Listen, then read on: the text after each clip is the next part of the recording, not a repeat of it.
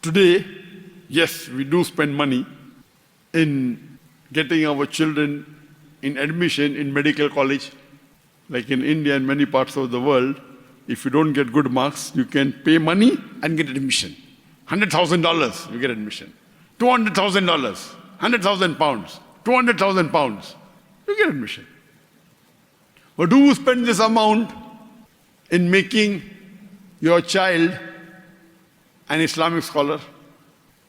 Who would do that?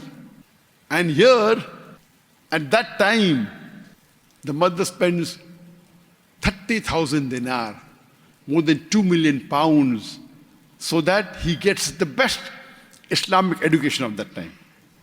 So if we know what is the value of the knowledge of deen, then you realize it is invaluable.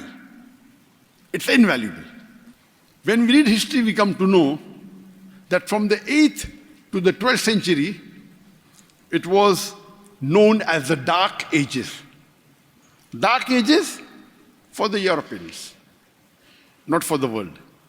The amount of advances in science and technology the Muslims did at that time, it was phenomenal. But because the Europeans were not advanced, they call it the Dark Ages.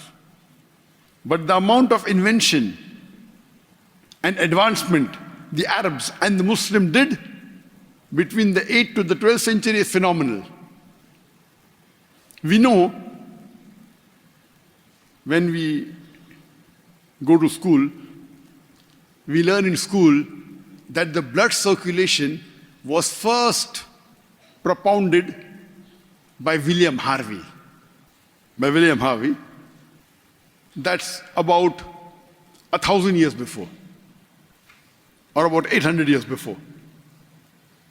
But if we read history, we come to know that Ibn Nafis, the Muslim scientist, he spoke about blood circulation 400 years before William Harvey and 600 years after the Quran was revealed. And he got the information from the Quran. Allah says in the Quran in Surah Nahl, chapter number 16, verse number 66, "Verily in the cattle is a lesson for you. We give you to drink from what is within the body. Milk which is pure, coming from between the contents of the intestine and excreta. Milk which is pure for you to drink." We know by science today that what we eat goes into the stomach. From the stomach, via the bloodstream, goes into the various organs of the body, the nutrients, including the mammary glands, which are responsible for the production of milk. So this thing, what science has come to know today, is already mentioned in a nutshell in Surah Nahl, chapter 16, verse 66, 14 years ago. But in our textbooks, science textbooks, we learn about William Harvey, but we don't learn about Ibn Nafis. The first human being who drew the map of the world, it was Al-Idrusi in 1184. And when the Muslim cartographers drew the world map, they drew the world map with South Pole on top and North Pole down. And Alhamdulillah, the Kaaba was in the center. Later on, the Western cartographers come and they turn the map upside down. North Pole on top, South Pole down, but yet, Alhamdulillah, the Kaaba is in the center. We know that there are two types of numerals, Roman numerals and the Arabic numerals.